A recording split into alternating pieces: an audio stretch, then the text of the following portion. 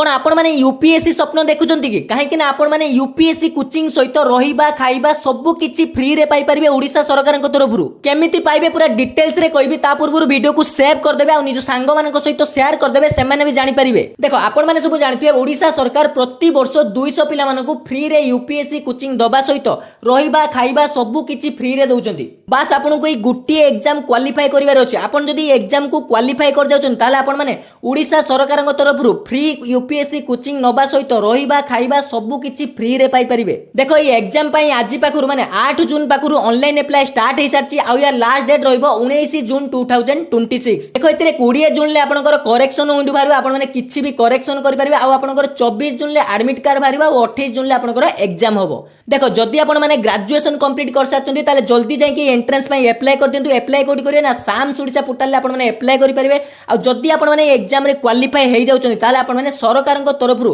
Free UPSC coaching सहित खाइबा रहिबा सब किछि फ्री रे पाई परिबे।